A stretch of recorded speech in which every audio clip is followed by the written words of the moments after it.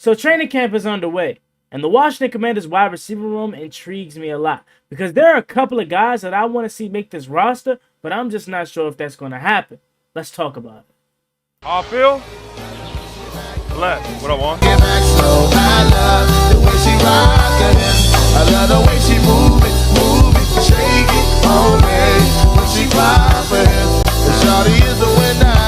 You can tell that shawty's no beginner. She's confident. I love the way she move it. YouTube, what's going on? It's Juan Gotti here. We end the Washington Commanders video, and in today's video, I'm coming on here with the video where we're going to be talking about the Washington Commanders wide receiving core. So without further ado, let's get straight into today's video. But before we do, make sure you guys go down below, leave a like on this video, subscribe to the channel if you are new, turn on post notifications so you get notified when I upload new videos like this to the channel. We're on the road to 8,000 subscribers, so they'd greatly appreciate if you can reach that goal as soon as possible. Thank you so much. Let's get straight into today's video. So the Washington Commanders just finished wrapping up their first week of training camp. And there were a lot of storylines, whether it's Jaden Daniels, his first week of training camp, how is that gone? Whether it's John Ridgway getting into tremendous shape, whether it's Emmanuel Forbes putting on about 18, 17 pounds. It's a lot of storylines around the team. It's a lot of excitement around the team. Something that stood out to me the most, though, was the wide receiver room. Why, you may ask? Because Jaden Daniels was having a really good day. And on this specific day, he was targeting a lot of different guys. He was working with a lot of different teams, ones, twos, threes. And this guy, Mitchell Tinsley, his name came up that he made a wonderful catch. And that got me to thinking, my man, Mitchell Tinsley, can he make this roster? I think he can. I really want to see him and Bryson Tremaine make this roster. Now, this is the reason why. Remember last year, right? Last year, Mitchell Tinsley, Jahan Dotson, they were like this, right? They both went to Penn State. So initially, I really started to like Mitchell Tinsley because I was hearing his name in training camp a lot. And then Jahan Dotson started speaking about him, and I'm like, oh yeah, let's go. Then he started making plays in preseason where I'm like, man, this guy genuinely might make this roster. Ultimately, he didn't contribute to the 2024 season that much, but he's still around this year. And I'm like, okay, with it not being a really solidified like 3 like how it was last year, I believe there is a couple of roster spots that may be open for the wide receiver room because there are always guys that fighting for spots or are necessarily in spots that don't have to be there, i.e. a De'Ami Brown. So when you look at the wide receiver room right now, Terry McLaurin, Jahan Dotson, Olamide Zaccheaus, and Luke McCaffrey are my 4 locks. Now, somebody could be like, hey, Juan, you got to throw De'Ami in there as a lock. Again, I don't necessarily think De'Ami's a lock. He doesn't have to be. So that for me, that leaves open 2 spots. And I think those 2 spots could be filled by Bryson Tremaine and Mitchell Tinsley. Now, why Bryson Tremaine, you may ask? He's 6'4", and he had a really good camp last year. And preseason, he was solid. But he's 6'4". What other big body receiver do we have on this roster? A tallest receiver, I want to say, is probably De'Ami Brown or Olamide Zaccheaus. We don't have that big body. We haven't had that since Cam Sims. And when Cam Sims is here, we still didn't use him properly.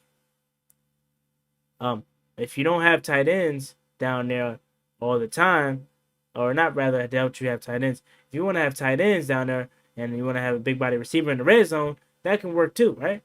You can have tight ends and receivers. It doesn't always just have to be Zach Ertz, or it doesn't have to be Amani Rodgers. It doesn't have to be Cole Turner. You can have a 6'4", 6'5" receiver. There's nothing wrong with that. 6'5" receiver, you can take a shot on. Let's say it's first and 10. You want to take a shot down the field. You like your one-on-one matchup. My corner versus my receiver versus your corner. Go up and get it. Why not? That's where Bryson Tremaine comes in effect. But we don't have that right now. All we have is Terry McLaurin, and Terry McLaurin is 6 foot. He's 6 foot, but he just always makes great, spectacular catches because he wants it more. But it's always great to have that 6'5" receiver. They can go up and get it. Again, that's Bryson Tremaine. Now, why Mitchell Tinsley, Juan? Why Mitchell Tinsley? Again, last year, he lit it up in training camp. He lit it up in preseason. And honestly, I was surprised that he didn't make the roster last year. But again, it was Jahan Dotson, it was Curtis Samuel, it was Terry McLaurin, and De'Ami Brown was a lock there because that regime drafted him. This regime did not draft him, and he came off a season where he didn't really do much. So he doesn't have to be a lock. I like Mitchell Tinsley. I like him for his hands, his route running, his ability to catch the ball and track the ball down the field. I think he has it all. And Although this isn't his necessary forte, and this is not what he necessarily thrives in, but kick returning is something that he can do, and could be an opportunity for him to make this roster. Because I know we have Jamison Crowder, I know we have Demir Bird, I know we have Casimir Allen.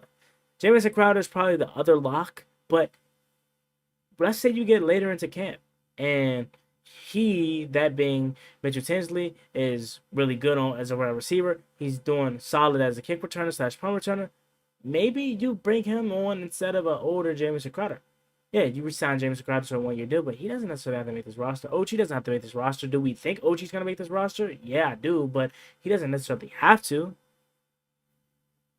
You go younger with Mitchell Tinsley, and I think you can get more out of Mitchell Tinsley as a receiver. That's just my thought pattern. I want to take a quick pause in today's video to give a huge shout out to SeatGeek. Today's video and every video moving forward will be sponsored by SeatGeek.